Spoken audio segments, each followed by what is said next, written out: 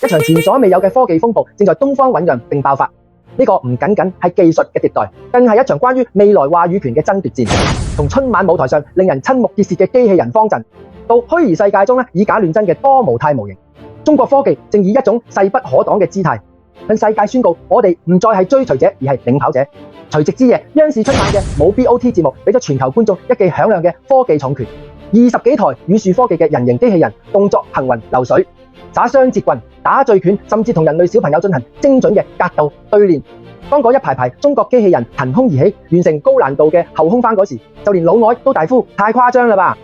冇錯，佢哋翻越嘅唔單係物理空間嘅高度，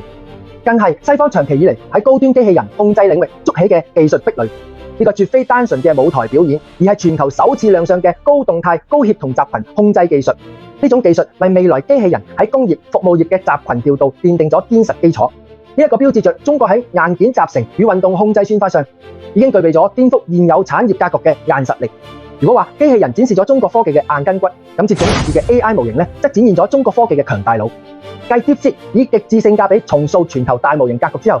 字節跳動自研嘅 Seedance 2.0席捲全球。呢款多模態影片生成模型，憑藉電影級嘅生成效果同埋對物理世界嘅精準理解，徹底引爆咗科技圈。佢將文字、圖像、音訊轉化為高質量影片嘅能力，突破咗多模態技術嘅瓶頸，俾一向心高氣傲嘅馬斯克亦都不得不公開讚嘆其發展速度太快。Seedance 2.0嘅橫空出世，證明咗中國喺 AI 領域不僅擁有強大嘅算力基建，更擁有將技術迅速轉化為殺手級應用嘅落地能力。呢個正係 AI 時代嘅中國震撼。呢種震撼源於中國科技軟硬兼施嘅完整生態。西方科技界曾天真地以為通過芯片封鎖同埋技術壁壘就能壓制東方巨龍嘅騰飛。然而事實證明，壓力只會轉化為中國自主創新嘅動力。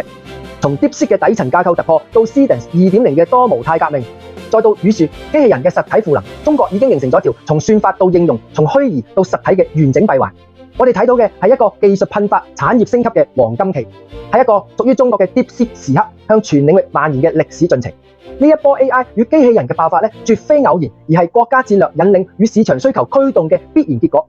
中國龐大嘅應用場景、海量嘅數據優勢以及高效嘅產業鏈協同，正在催生出新質生產力嘅巨大動能。當中國嘅機器人能夠好似武術宗師一樣靈活，當中國嘅 AI 能夠好似荷里活導演咁創作，世界必須重新審視呢股來自東方嘅力量。科技嘅競賽冇終點，但此刻嘅領先已足夠令人振奮㗎。我認為中國科技企業正以一種堅定嘅步伐打破舊有嘅國際科技秩序。呢股強勁嘅東風唔單止吹響咗中國科技崛起嘅號角，更將喺未來嘅全球科技版圖中書寫下濃墨重彩嘅中國傳奇。世界準備好迎接呢場顛覆咗咩？馬到成